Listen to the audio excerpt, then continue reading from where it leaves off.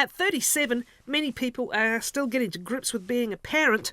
Many people may just have become a parent for the first time. Matty Acton was learning how to be a grandparent. He and his wife Esther have two kids, aged 8 and 11, and he's also stepdad to Esther's 23-year-old son Ethan, who became a dad himself last year. Esther and Matty, who's also a breakfast radio host on Brisbane's B105 radio station, have been documenting their journey on their podcast called Underaged Grandparents. In it, they explore the unexpected challenges of becoming grandies while still navigating parenting, marriage and, well, life. Matty also has well over 200,000 followers on Facebook and Instagram, where he posts skits about daily life, like how to trick your kids into a confession when mum has had enough, how house rules change when you have guests, and things parents of boys say, parts 1 and 2. We've also been having a laugh this morning at some of his TikTok posts. Matty Acton is with us now. Morning, how are you? Good morning, I'm great. Thank you so much for having me. You're welcome. You're probably not long off air, are you? Well, actually, we're in our survey break here in Australia at the moment. So I'm on the back of 2 weeks holidays. I go back next week. Okay. I don't know what those are, but I want to learn more about them. Anyways,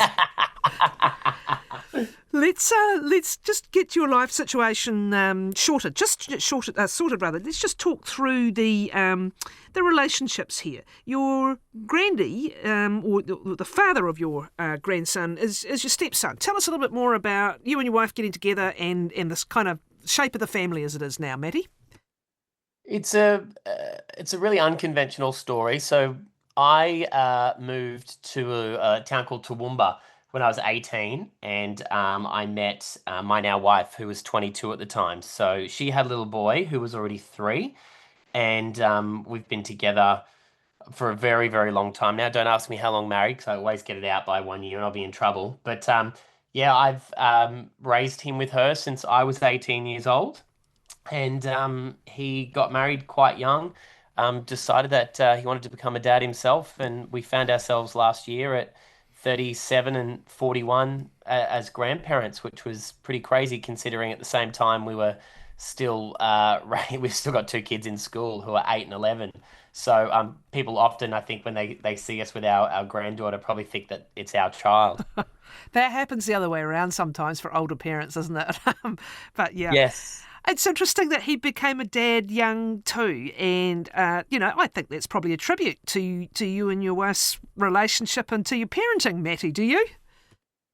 Yeah, I guess I'll take that as a lovely compliment. He's always been a really kind boy. He's always been that sort of kid that if he has a best friend, like he gives them absolutely everything. Like he, you know, is very loyal. So we knew when he met his now wife, Matty, we knew he'd fallen pretty hard, and he proposed. I think they proposed within like 6 months, and then not long after they got married, they had a baby. So, he's a really hands-on dad too. It does make you quite proud to sort of see, I guess, your son take on that role really easily. So, yeah.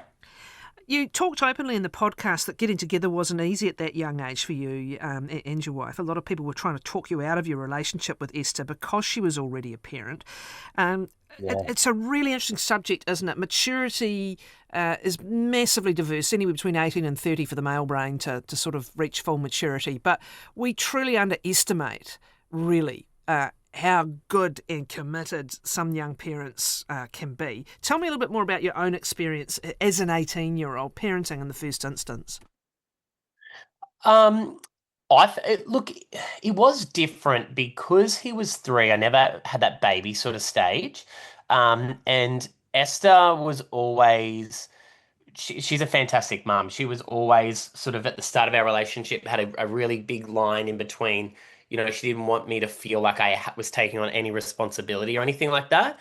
So that obviously progressed in the beginning. But what people have, which I find so interesting, when they see young parents or they see people who get together young, they always think of it from their own perspective and think, oh, well, I wouldn't want that. Or they put their feelings onto the other people. And we had a lot of that. People saying to me when I was young, why would you want to, give up your life, which you're absolutely not doing. Um, so that is the biggest thing is the outside influence from people telling you how you should be living.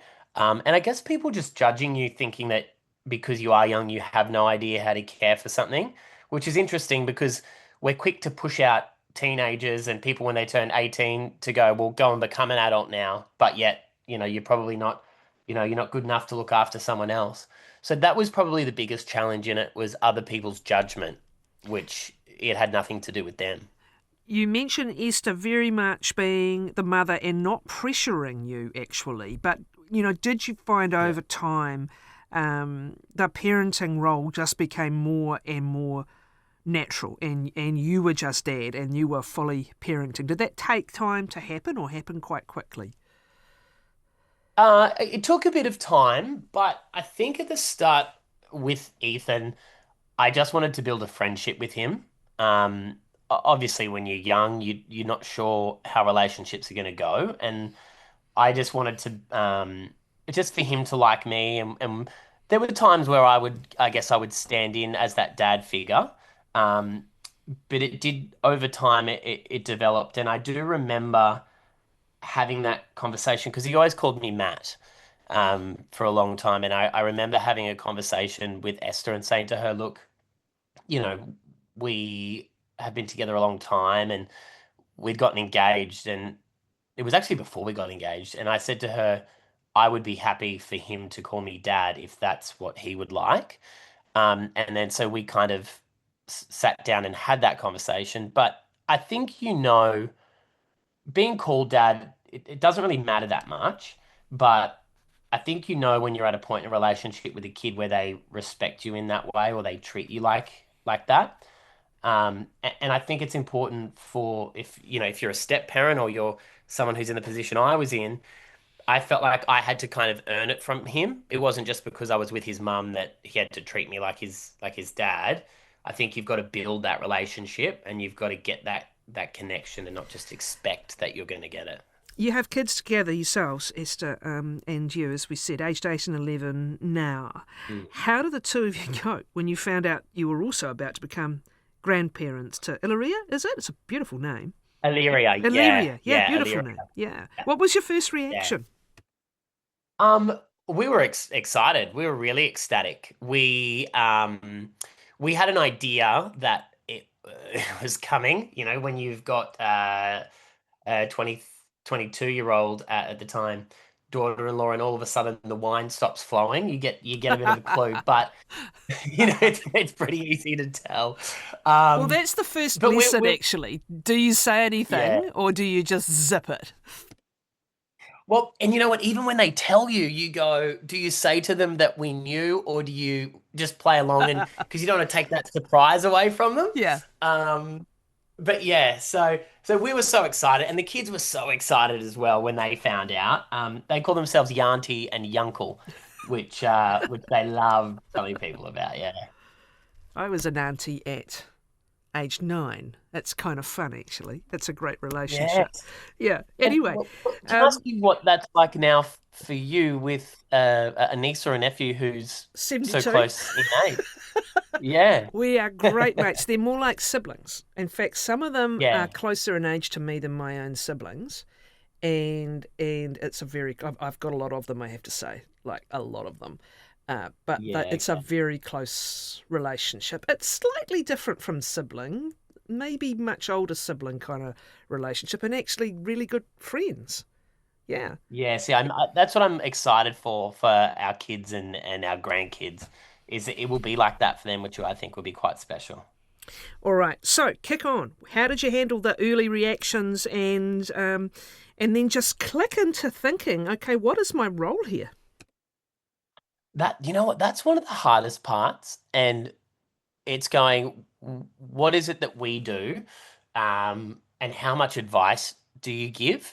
Um, we don't give a whole lot because everything changes so much, but obviously you think to yourself, oh, should I tell them about this thing that I know, or should I let them do it on their own?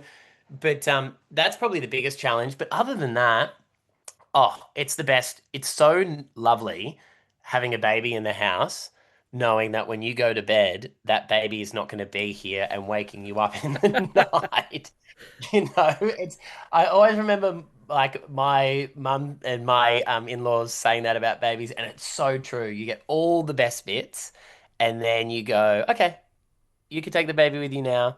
Um, but yeah, we've had a couple of sleepovers and times where she's been with us, which is lovely. But it's much easier to get up to a baby knowing that it's only going to be that night. The other thing is, and you'll find this perhaps as the grandchild and ultimately grandchildren age, is that you also don't have that constant hypervigilance of I'm responsible for training this human being and I'm responsible for, getting every damn thing right. You know it's someone else's responsibility and you can just sit back and be a bit more subversive, actually. I hear what you're saying. All the best parts of them, you can say that they got that from you, and all the other bits, you go, oh, that's their parents.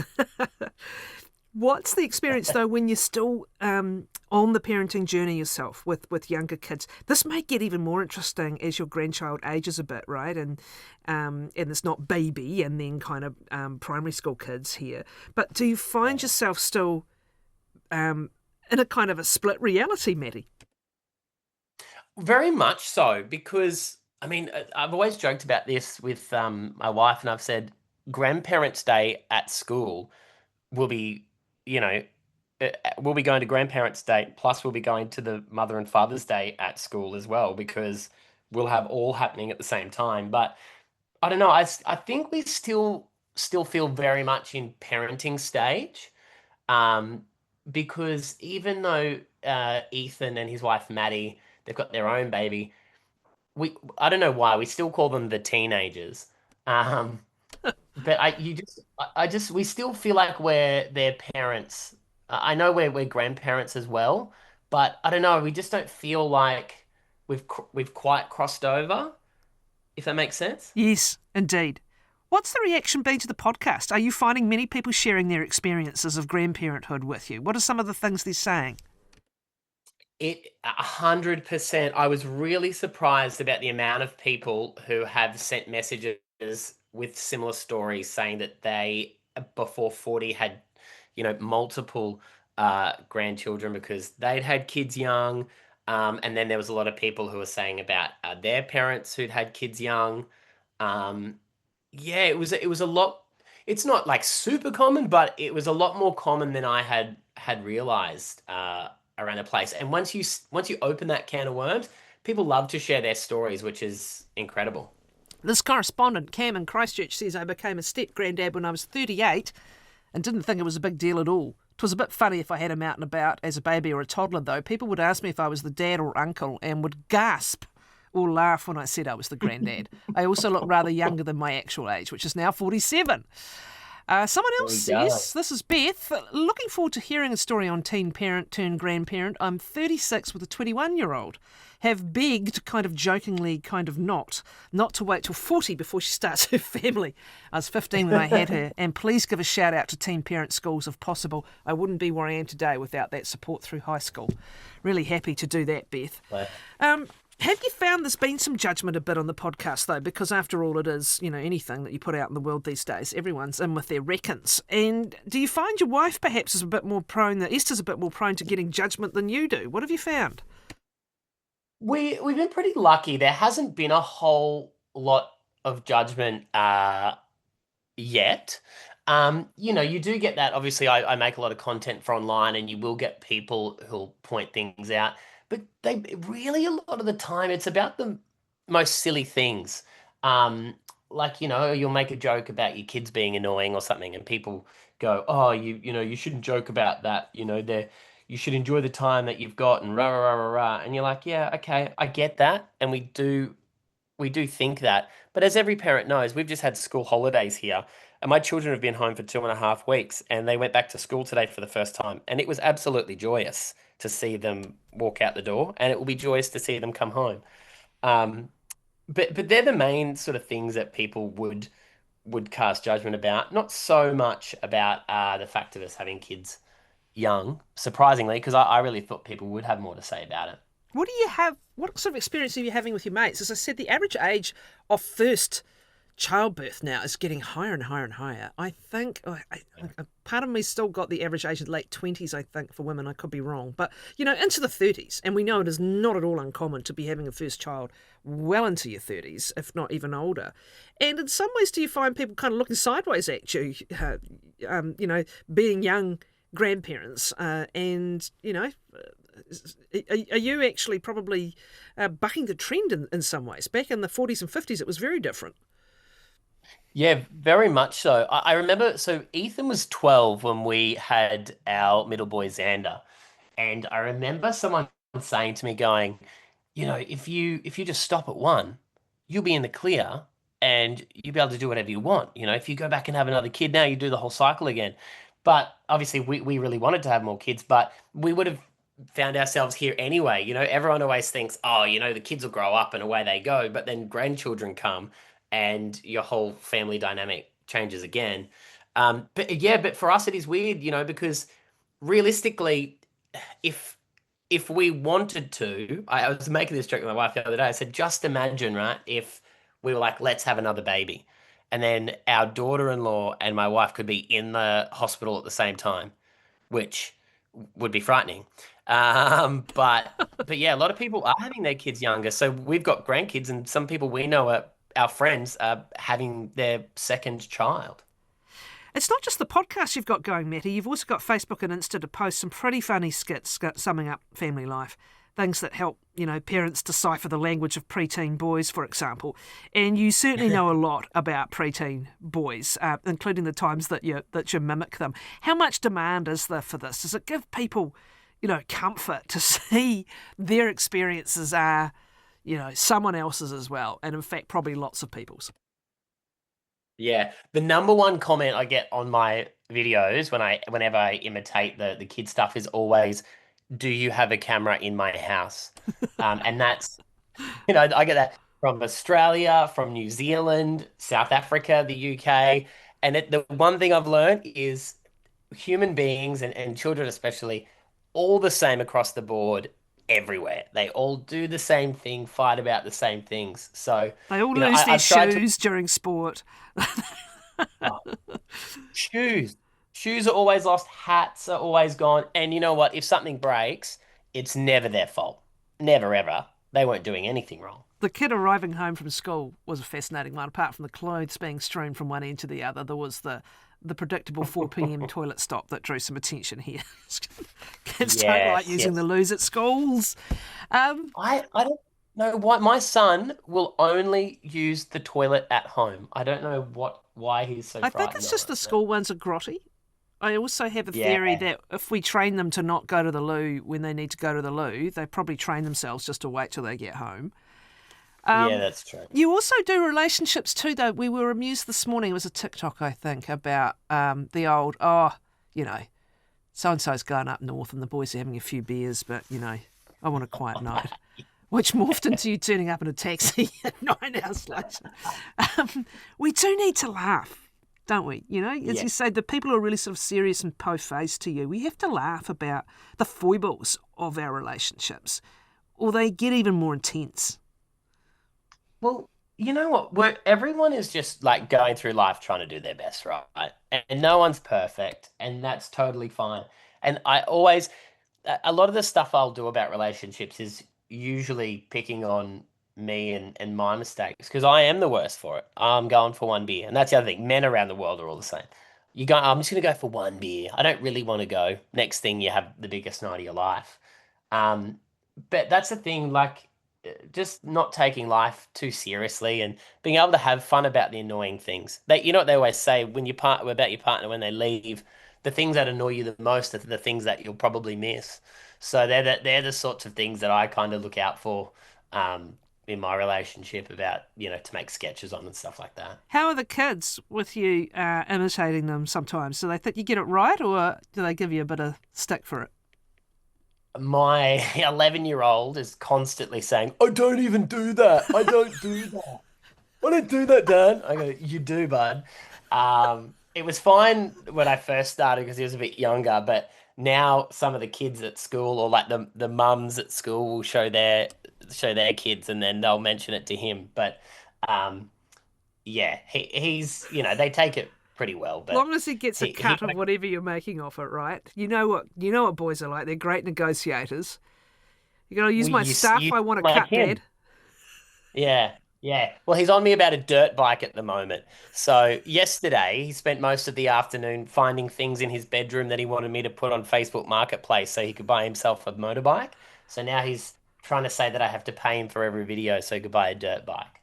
You want to be careful, Matty. He might get to the point where he starts posting skits about, dads. Oh, that's a very good point, actually. My daughter's actually had a go at imitating me before, and she wasn't too bad at it. So, um, yeah.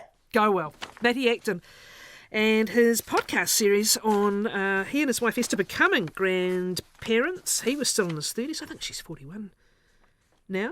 Is called Underaged Grandparents. I'm sure you'll find it wherever you get your podcasts, as they say.